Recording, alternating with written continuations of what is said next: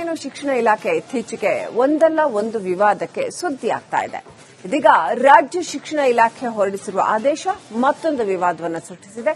ಖಾಸಗಿ ಶಾಲಾ ಒಕ್ಕೂಟ ಇದರ ವಿರುದ್ಧ ಸಿಡಿದೇಳುವಂತೆ ಮಾಡಿದೆ.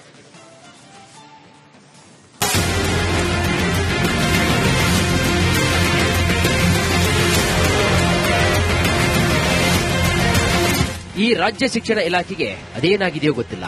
ಒಂದಲ್ಲ ಒಂದು ವಿವಾದಿತ ನಿಯಮಗಳನ್ನ ಜಾರಿ ಮಾಡ್ತಾನೆ ಇದೆ.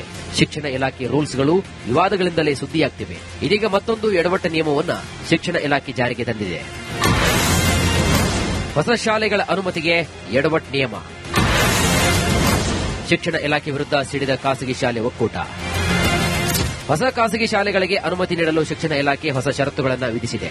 ಹೊಸ ಖಾಸಗಿ ಶಾಲೆಗಳ ಆರಂಭಕ್ಕೆ ಅನುಮತಿ ಬೇಕಾದರೆ ಮಕ್ಕಳ ಸುರಕ್ಷತೆಗೆ ದೃಢೀಕರಣ ಪತ್ರವನ್ನು ನೀಡಬೇಕಂತೆ. ಮಕ್ಕಳ ವೈಯಕ್ತಿಕ ಹಾಗೂ ಲೈಂಗಿಕ ಸುರಕ್ಷತೆ, ಮಾನಸಿಕ ಸುರಕ್ಷತೆ ಬಗ್ಗೆ ಸರ್ಟಿಫಿಕೇಟ್ ಕೊಡಬೇಕಂತೆ. ಈ ನಿಯಮ ಖಾಸಗಿ ಶಾಲಾ ಒಕ್ಕೂಟವನ್ನು ಕೂಡ ಕೆರಳಿಸಿಬಿಟ್ಟಿದೆ. ಮಕ್ಕಳ ಬಗ್ಗೆ ನಾವು ಸರ್ಟಿಫಿಕೇಟ್ ಕೊಡಬೇಕಂತೆ. ಹೊಸ ಶಾಲೆ ನಿಯಮವನ್ನ ನೋಡಿದಾಗ ಅಲ್ಲಿ ಸೋಶೋ ಎಮೋಷನಲ್ ಸರ್ಟಿಫಿಕೇಟ್ ಅನ್ನ ನಾವು ದೃಢೀಕರಿಸಿ ಕೊಡಬೇಕು ಅಂತ. ಅಪ್ಪ ಅಮ್ಮನೇ ಇವತ್ತಿನ ದಿನ ಮಕ್ಕಳ ಬಗ್ಗೆ ಆ ಒಂದು ಎಮೋಷನ್ಸ್ ಎಲ್ಲಿದ್ದಾರೆ ಅನ್ನೋದನ್ನ ಕೊಡಕ್ಕಾಗದೇ ಇರುವಂತ ಸಂದರ್ಭದಲ್ಲಿ ನಾವು ಕೊಟ್ರೆ ಅದು ಪ್ರಾಮಾಣಿಕವಾಗಿರುತ್ತಾ, ಇದಕ್ಕೆ ಸಂಬಂಧಪಟ್ಟವರು ಕೊಡೋದಾ, ನಾವು ಕೊಡೋದಾ, ನಾವು ಅಂಡರ್ಟೇಕಿಂಗ್ ಕೊಟ್ರೆ ಅದು ಹೆಂಗೆ ಪರಿಗಣಿಸಲಾಗುತ್ತೆ ಅನ್ನೋದು ಒಂದು ಕಡೆ ಇದೆ. ಮಕ್ಕಳ ಸರ್ಟಿಫಿಕೇಟ್ ಕೊಡಲು ನಾವೇನು ವೈದ್ಯರ? ನಾವು ಕೊಟ್ರೆ ಅದು ಎಷ್ಟು ನೈಜವಾಗಿರುತ್ತೆ, ನಾವು ಕೊಡೋದಕ್ಕೆ ಅರ್ಹತೆ ಇದೆಯಾ, ನಾವು ಮತ್ತೆ ನಾಳೆ ಅಂಡರ್ಟೇಕಿಂಗ್ ಕೊಡ್ತೀವಿ ನಾವು ಮಗುವಿನ ಸುರಕ್ಷತೆ ಸೋಷಿಯಲ್ ಎಮೋಷನಲ್ ಆಗಿ ಸೆಕ್ಯೂರ್ ಆಗಿದೆ ಅಂತ, ಅದು ಸಾಧ್ಯವಾ ಅನ್ನತಕ್ಕಂಥ ಪ್ರಶ್ನೆ ನಮ್ಮನ್ನು ಕಾಡ್ತಾ ಇದೆ. ಇದು ನಾಳೆ ಮತ್ತೆ ಲೀಗಲ್ಗೆ ತೊಂದರೆ ಆಗಬಾರದು ಅನ್ನೋದಕ್ಕಲ್ಲಿ ನಾವು ಶಿಕ್ಷಣ ಇಲಾಖೆಗೆ ಇದನ್ನ ಪುನಃ ಪರಿಶೀಲನೆ ಮಾಡೋದಕ್ಕೆ ಮನವಿ ಮಾಡ್ತೀವಿ. ಪೋಷಕರೇ ಮಕ್ಕಳ ಬಗ್ಗೆ ಸರ್ಟಿಫಿಕೇಟ್ ಕೊಡಲ್ಲ. ಅಲ್ಲ, ಪೋಷಕರೇ ಅವ್ರ ಮಕ್ಕಳ ಬಗ್ಗೆ ಇವತ್ತು ಸೋಶೋ ಎಮೋಷನಲ್ ಸೆಕ್ಯೂರಿಟಿಯನ್ನ ಕೊಡಕ್ಕಾಗದೇ ಇರುವಂತ ಪರಿಸ್ಥಿತಿಲಿ ಅವ್ರು ನಮಗೆ ಯಾವ ತರ ಅದನ್ನ ಮನವಿ ಮಾಡ್ತಾರೆ ಅಥವಾ ನಾವು ಯಾವ ತರ ಕೊಡೋದು ಅನ್ನೋದೇ ಯಕ್ಷ ಪ್ರಶ್ನೆ ಆಗಿದೆ. ಸರ್ಟಿಫಿಕೇಟ್ ಕೊಡಲು ಏನು ಮಾನದಂಡ? ಒಂದಷ್ಟು ಗೊತ್ತಿಲ್ಲ ಯಾರು ಬುದ್ಧಿಜೀವಿಗಳು ಅದನ್ನ ಮಾಡಿದ್ದಾರೆ ಅಂತ. ಒಂದ್ ಕಡೆ ಒಳ್ಳೇದೇ ಇರಬಹುದು, ಅದರ ಅಗತ್ಯತೆ ಇವತ್ತಿನ ಸಮಾಜಕ್ಕೆ ಅಗತ್ಯ ಇದೆ. ಆದ್ರೆ ಯಾರು ಕೊಡೋದು, ಹಿಂಗ್ ಕೊಡೋದು, ಏನು ಮಾನದಂಡ ಅನ್ನೋದಕ್ಕೆ ಸ್ಪಷ್ಟ ಬೇಕು. ಶಿಕ್ಷಣ ಇಲಾಖೆ ಹೊರಡಿಸಿರುವಂತಹ ಈ ಆದೇಶ ಭಾರಿ ಗೊಂದಲವನ್ನ ಸೃಷ್ಟಿ ಮಾಡಿರುವಂತೂ ಸತ್ಯ.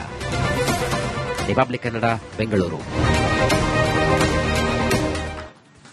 ಬಗ್ಗೆ ಇನ್ನಷ್ಟು ಅಪ್ಡೇಟ್ ಪಡ್ಕೊಳ್ಳೋಣ. ನಮ್ಮ ಪ್ರತಿನಿಧಿ ವೀರೇಶ್ ಲೈವ್ ಕನೆಕ್ಟ್ ಆಗಿದ್ದಾರೆ. ವೀರೇಶ್, ಶಿಕ್ಷಣ ಇಲಾಖೆ ಇಂಥದ್ದೊಂದು ಆದೇಶವನ್ನು ಯಾತಕ್ಕೋಸ್ಕರ ಹೊರಡಿಸಿದೆ?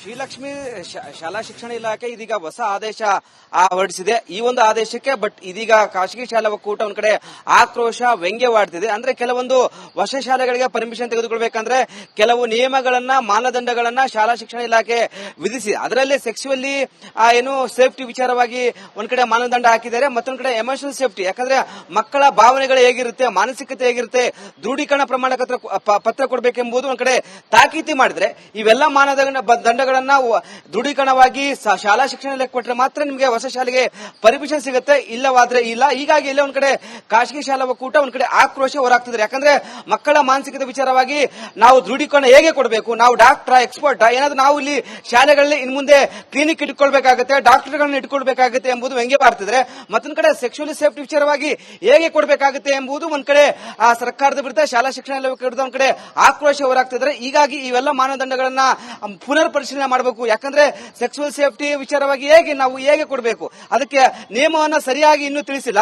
ಯಾಕಂದ್ರೆ ಕೆಲವು ಕಾಲೇಜು ವಿದ್ಯಾರ್ಥಿಗಳು, ಶಾಲಾ ವಿದ್ಯಾರ್ಥಿಗಳು ಶಾಲೆಗಳು, ಕಾಲೇಜುಗಳು ಬಂಕ್ ಮಾಡ್ಕೊಂಡು ಹೋಗ್ತಾರೆ, ಅವರಲ್ಲಿ ಏನ್ ಮಾಡಿರ್ತಾರೆ ಗೊತ್ತಾಗಲ್ಲ, ಇಲ್ಲಿ ನಮಗೆ ಪ್ರಾಬ್ಲಮ್ ಆಗುತ್ತೆ. ಹೀಗಾಗಿ ಈ ತರ ಎಲ್ಲ ದೃಢೀಕರಣ ಪತ್ರ ಕೊಡಕ್ಕಾಗಲ್ಲ. ಮತ್ತೊಂದ್ ಕಡೆ ಪೋಷಕರು ಈ ಒಂದು ದೃಢೀಕರಣ ಪತ್ರ ಕೊಡಕ್ಕಾಗಲ್ಲ ಮಕ್ಕಳ ಮಾನಸಿಕತೆ ವಿಚಾರವಾಗಿ. ಹೀಗಾಗಿ ಶಾಲಾ ಶಿಕ್ಷಣ ಇಲಾಖೆ ಪುನರ್ ಪರಿಶೀಲನೆ ಮಾಡಬೇಕು. ನಾವು ಸಹ ಶಾಲಾ ಶಿಕ್ಷಣ ಇಲಾಖೆ ಒತ್ತಾಯ ಮಾಡ್ತಿದ್ದೇವೆ. ಯಾಕಂದ್ರೆ ಎಕ್ಸ್ಪರ್ಟ್ಗಳು ಬೇಕಾಗುತ್ತೆ, ಡಾಕ್ಟರ್ಗಳು ಬೇಕಾಗುತ್ತೆ, ಮಕ್ಕಳ ಮಾನಸಿಕತೆ ವಿಚಾರವಾಗಿ ದೃಢೀಕರಣ ಪ್ರಮಾಣ ಪತ್ರ ಕೊಡಬೇಕಂದ್ರೆ. ಹೀಗಾಗಿ ಇವೆರಡು ವಿಷಯವನ್ನ ಪುನರ್ ಪರಿಶೀಲನೆ ಮಾಡಬೇಕು, ಬದಲಾವಣೆ ಮಾಡಬೇಕೆಂಬುದು ಒಂದ್ ಕಡೆ ಒತ್ತಾಯ ಸಹ ಮಾಡ್ತಿದ್ರೆ Srilakshmi. Okay, thank you Veeresh ಡೀಟೇಲ್ಸ್ಗಾಗಿ.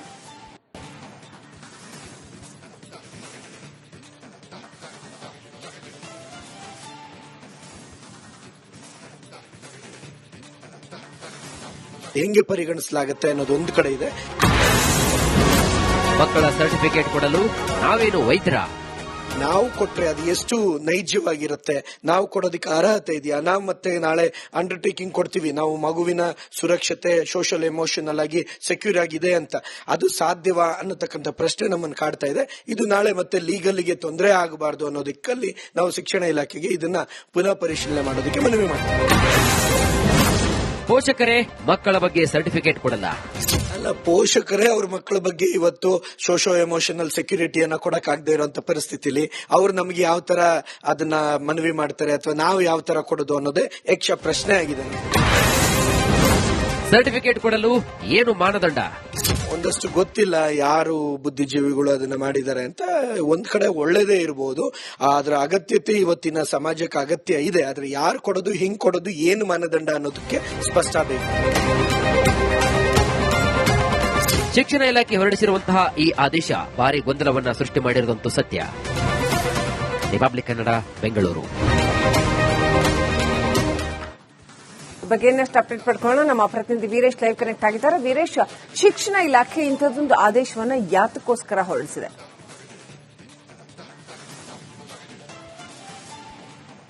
Srilakshmi ಶಾಲಾ ಶಿಕ್ಷಣ ಇಲಾಖೆ ಇದೀಗ ಹೊಸ ಆದೇಶ ಹೊರಡಿಸಿದೆ. ಈ ಒಂದು ಆದೇಶಕ್ಕೆ ಬಟ್ ಇದೀಗ ಖಾಸಗಿ ಶಾಲಾ ಒಕ್ಕೂಟ ಒಂದ್ ಕಡೆ ಆಕ್ರೋಶ ವ್ಯಂಗ್ಯವಾಡ್ತಿದೆ. ಅಂದ್ರೆ ಕೆಲವೊಂದು ಹೊಸ ಶಾಲೆಗಳಿಗೆ ಪರ್ಮಿಷನ್ ತೆಗೆದುಕೊಳ್ಬೇಕಂದ್ರೆ ಕೆಲವು ನಿಯಮಗಳನ್ನ, ಮಾನದಂಡಗಳನ್ನ ಶಾಲಾ ಶಿಕ್ಷಣ ಇಲಾಖೆ ವಿಧಿಸಿದೆ. ಅದರಲ್ಲಿ ಸೆಕ್ಸುವಲ್ಲಿ ಏನು ಸೇಫ್ಟಿ ವಿಚಾರವಾಗಿ ಒಂದ್ ಕಡೆ ಮಾನದಂಡ ಹಾಕಿದ್ದಾರೆ, ಮತ್ತೊಂದ್ ಕಡೆ ಎಮೋಷನಲ್ ಸೇಫ್ಟಿ. ಯಾಕಂದ್ರೆ ಮಕ್ಕಳ ಭಾವನೆಗಳು ಹೇಗಿರುತ್ತೆ, ಮಾನಸಿಕತೆ ಹೇಗಿರುತ್ತೆ, ದೃಢೀಕರಣ ಪ್ರಮಾಣ ಪತ್ರ ಕೊಡಬೇಕೆಂಬುದು ಒಂದ್ ಕಡೆ ತಾಕೀತಿ ಮಾಡಿದ್ರೆ ಇವೆಲ್ಲ ದಂಡಗಳನ್ನ ದೃಢೀಕರಣವಾಗಿ ಶಾಲಾ ಶಿಕ್ಷಣ ಇಲಾಖೆ ಕೊಟ್ಟರೆ ಮಾತ್ರ ನಿಮಗೆ ಹೊಸ ಶಾಲೆಗೆ ಪರ್ಮಿಷನ್ ಸಿಗುತ್ತೆ, ಇಲ್ಲವಾದ್ರೆ ಇಲ್ಲ. ಹೀಗಾಗಿ ಎಲ್ಲ ಒಂದ್ ಕಡೆ ಖಾಸಗಿ ಶಾಲಾ ಒಕ್ಕೂಟ ಒಂದ್ ಕಡೆ ಆಕ್ರೋಶ ಹೊರಹಾಕ್ತಿದ್ದಾರೆ. ಯಾಕಂದ್ರೆ ಮಕ್ಕಳ ಮಾನಸಿಕತೆ ವಿಚಾರವಾಗಿ ನಾವು ದೃಢೀಕರಣ ಹೇಗೆ ಕೊಡಬೇಕು, ನಾವು ಡಾಕ್ಟರ್ ಎಕ್ಸ್ಪರ್ಟ್ ಏನಾದ್ರು ನಾವು ಇಲ್ಲಿ ಶಾಲೆಗಳಲ್ಲಿ ಇನ್ ಮುಂದೆ ಕ್ಲಿನಿಕ್ ಇಟ್ಕೊಳ್ಬೇಕಾಗುತ್ತೆ, ಡಾಕ್ಟರ್ಗಳನ್ನ ಇಟ್ಕೊಳ್ಬೇಕಾಗುತ್ತೆ ಎಂಬುದು ವ್ಯಂಗ್ಯ ಮಾಡ್ತಿದ್ರೆ, ಮತ್ತೊಂದ್ ಕಡೆ ಸೆಕ್ಸುವಲಿ ಸೇಫ್ಟಿ ವಿಚಾರವಾಗಿ ಹೇಗೆ ಕೊಡಬೇಕಾಗುತ್ತೆ ಎಂಬುದು ಒಂದ್ ಕಡೆ ಸರ್ಕಾರದ ವಿರುದ್ಧ, ಶಾಲಾ ಶಿಕ್ಷಣ ಇಲಾಖೆ ವಿರುದ್ಧ ಒಂದ್ ಕಡೆ ಆಕ್ರೋಶ ಹೊರಹಾಕ್ತಿದ್ದಾರೆ. ಹೀಗಾಗಿ ಇವೆಲ್ಲ ಮಾನದಂಡಗಳನ್ನ ಪುನರ್ ಪರಿಶೀಲನೆ ಮಾಡಬೇಕು. ಯಾಕಂದ್ರೆ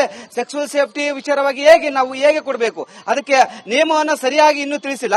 ಯಾಕಂದ್ರೆ ಕೆಲವು ಕಾಲೇಜು ವಿದ್ಯಾರ್ಥಿಗಳು, ಶಾಲಾ ವಿದ್ಯಾರ್ಥಿಗಳು ಶಾಲೆಗಳು ಕಾಲೇಜುಗಳು ಬಂಕ್ ಮಾಡ್ಕೊಂಡು ಹೋಗ್ತಾರೆ, ಅವರಲ್ಲಿ ಏನ್ ಮಾಡಿರ್ತಾರೆ ಗೊತ್ತಾಗಲ್ಲ, ಇಲ್ಲಿ ನಮಗೆ ಪ್ರಾಬ್ಲಮ್ ಆಗುತ್ತೆ. ಹೀಗಾಗಿ ಈ ತರ ಎಲ್ಲ ದೃಢೀಕರಣ ಪತ್ರ ಕೊಡಕ್ಕಾಗಲ್ಲ. ಮತ್ತೊಂದ್ ಕಡೆ ಪೋಷಕರು ಈ ಒಂದು ದೃಢೀಕರಣ ಪತ್ರ ಕೊಡಕ್ಕಾಗಲ್ಲ ಮಕ್ಕಳ ಮಾನಸಿಕತೆ ವಿಚಾರವಾಗಿ. ಹೀಗಾಗಿ ಶಾಲಾ ಶಿಕ್ಷಣ ಇಲಾಖೆ ಪುನರ್ ಪರಿಶೀಲನೆ ಮಾಡಬೇಕು. ನಾವು ಸಹ ಶಾಲಾ ಶಿಕ್ಷಣ ಇಲಾಖೆ ಒತ್ತಾಯ ಮಾಡ್ತಿದ್ದೇವೆ. ಯಾಕಂದ್ರೆ ಎಕ್ಸ್ಪರ್ಟ್ಗಳು ಬೇಕಾಗುತ್ತೆ, ಡಾಕ್ಟರ್ಗಳು ಬೇಕಾಗುತ್ತೆ, ಮಕ್ಕಳ ಮಾನಸಿಕತೆ ವಿಚಾರವಾಗಿ ದೃಢೀಕರಣ ಪ್ರಮಾಣ ಪತ್ರ ಕೊಡಬೇಕಂದ್ರೆ. ಹೀಗಾಗಿ ಇವೆರಡು ವಿಷಯವನ್ನ ಪುನರ್ ಪರಿಶೀಲನೆ ಮಾಡಬೇಕು, ಬದಲಾವಣೆ ಮಾಡಬೇಕೆಂಬುದು ಒಂದ್ ಕಡೆ ಒತ್ತಾಯ ಸಹ ಮಾಡ್ತಿದ್ರೆ Srilakshmi. Okay, thank you Veeresh ಡೀಟೇಲ್ಸ್ಗಾಗಿ.